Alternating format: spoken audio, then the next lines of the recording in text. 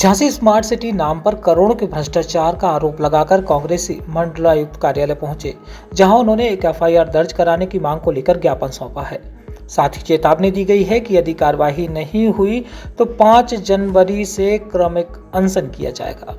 शनिवार को कांग्रेस पार्टी के पूर्व केंद्रीय ग्रामीण विकास राज्य मंत्री प्रदीप जैन आदित्य के नेतृत्व में दर्जनों कांग्रेसी मंडलायुक्त कार्यालय पहुंचे थे, जहां उन्होंने मंडलायुक्त को ज्ञापन देकर बताया कि नगर निगम में स्मार्ट सिटी के अंतर्गत CAG की रिपोर्ट के मुताबिक 937 करोड़ एवं नगर निगम महापौर के मुताबिक 300 करोड़ रुपए के भ्रष्टाचार का मामला उजागर हुआ है। उनका कहना है कि ठेका लेने वाले ठेकेदार और अधिकारियों की मिलीभगत से भ्रष्टाचार प्रतीत होता है। उन्होंने LED street light, water ATM, 34 open gym, pink शौचालय आदि खराब पड़े होने की बात कही और इसमें भ्रष्टाचार का आरोप लगाया है। साथ ही उन्होंने नारायण बाग में करोड़ों रुपए खर्च करके लक्ष्मी ताल, आतिया ताल में विकास के नाम पर करोड़ों रुपए खर्च करने के बाद स्थिति को जस का तस बताया है। साथ ही उन्होंने electric car, recharge cycle stand को नवदारत बताया है।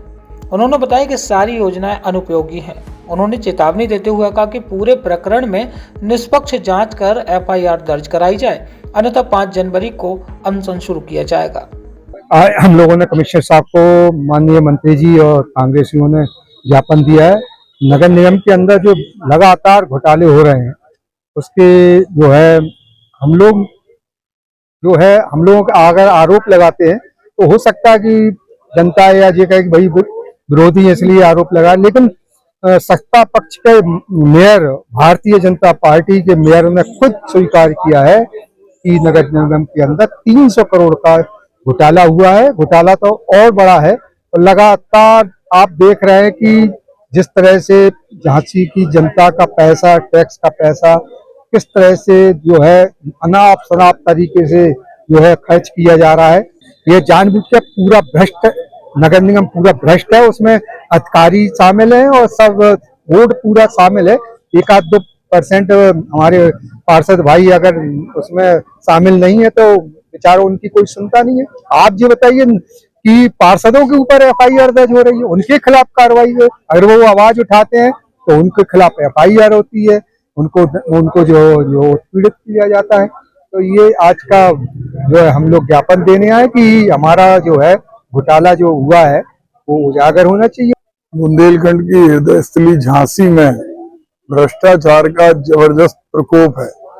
यहाँ तक कि जिस नगर निगम को हाउस टैक्स, वाटर टैक्स कम करना था, गरीब आदमी को सुविधाएं मुहैया करना थी, उसने गरीब आदमी के हाउस टैक्स और वाटर टैक्स के करोड़ों रुपए का दुरुपयोग किया। प्रदेश से मिलने वाली स्मार्ट सिटी की धनराशि में 300 करोड़ रुपए का घोटाला हुआ है। और ये बात हम नहीं कह रहे, वहां के निर्वाचित महापौर बिहारी लाल आर्य जी कह रहे हैं और हम लोगों ने अपनी आंखों से देखा है। वाटर के ATM लगे हैं, चलते नहीं है। अधिकांश जिम के इक्विपमेंट खराब पड़े हैं। बैटरी की साइकिल गायब है, कारें धूल खा रही।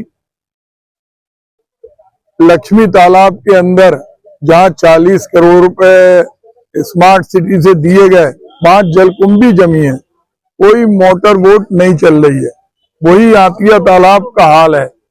करोड़ों रुपए खाने का काम नगर निगम के स्मार्ट सिटी के लोगों ने किया है।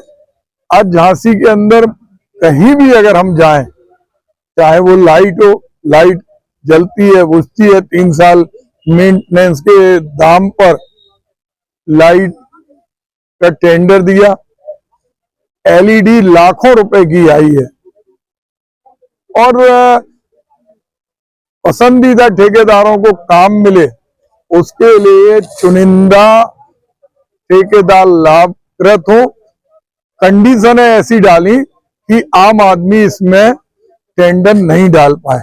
आज जो दूध का दूध, पानी का पानी होना चाहिए।